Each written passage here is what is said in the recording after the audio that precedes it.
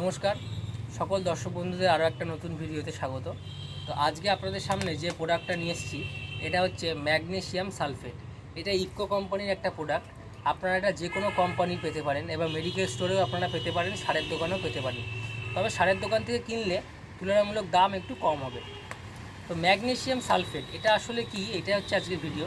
এর মধ্যে magnesium sulphate যখন নাম, তাহলে নিশ্চয়ই বুঝতেই পারছেন এর মধ্যে ম্যাগনেসিয়াম এবং সালফার দুটোই রয়েছে।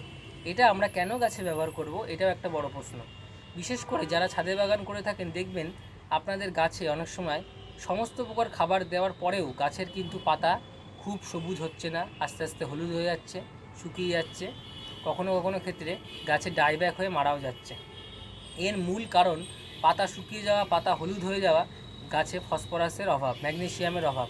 কখনো কখনো দেখবেন গাছের পাতায় পুরো গাছের পাতার যে শিরাগুলো বোঝা যাচ্ছে, পাতা হলুদ হয়ে ভিতরে শিরাগুলো বোঝা যাচ্ছে। এটা হচ্ছে সালফার ম্যাগনেসিয়ামের অভাবে মূলত হয়ে থাকে।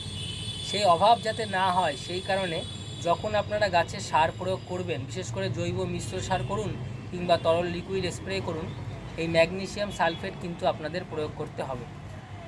এই ম্যাগনেসিয়াম সালফেট যদি আপনারা প্রয়োগ করেন তাহলে গাছে আপনারা দেখবেন যে সব পাতা হলুদ হয়ে যাওয়া, এই সমস্তগুলো আস্তে আস্তে কিন্তু অনেক অংশে বন্ধ হয়ে যাবে। কীভাবে প্রয়োগ করবেন? যখন তরল সার প্রয়োগ করবেন, বিশেষ করে তরল সারের সঙ্গে আপনারা প্রতি লিটারে মোটামুটি 2 থেকে 3 গ্রাম এবং কোনো ক্ষেত্রে 5 গ্রাম পরিমাণ মিশিয়ে তরল সারের সাথে সকল গাছে স্প্রে করে দিতে পারেন, অথবা মাটিতে ডাইরেক্ট প্রয়োগ করতে পারেন। আপনারা যখন এনপিকে 18-18-18 বা 20-20-20 দেবেন, তার সঙ্গে অল্প পরিমাণে ম্যাগনেসিয়াম সালফেট দিয়ে 1 থেকে 2 গ্রাম দিয়েও গাছে স্প্রে করে দিতে পারেন। বিশেষ করে ফল গাছের ক্ষেত্রে এটা স্প্রে করতে পারেন, সকল প্রকার ফুল গাছে, সবজি গাছে, সমস্ত গাছেই ম্যাগনেসিয়াম সালফেট প্রয়োগ করতে পারেন। এতে আশা করি ভালো রেজাল্ট আপনাদের গাছে অবশ্যই হবে। এই ম্যাগনেসিয়াম সালফেট যে কোনো সারের দোকানে আপনারা পেয়ে যাবেন, অনলাইনেও পেয়ে যাবেন।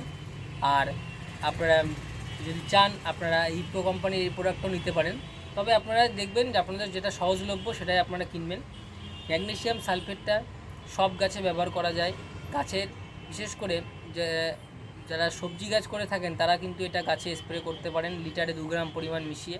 এতে সবজির আকৃতি ভালো আসবে এবং সবজির যে কালার, সবজির পাতার যে রং, সব কিন্তু খুব সুন্দর আসবে। আমার গাছে আমি সমস্ত গাছে এই ম্যাগনেসিয়াম সালফেট ব্যবহার করে থাকি এবং আমি ব্যবহার করে দেখেছি গাছের পাতার রং যথেষ্ট ভালো হয় এবং গাছের গ্রোথও যথেষ্ট ভালো হয়।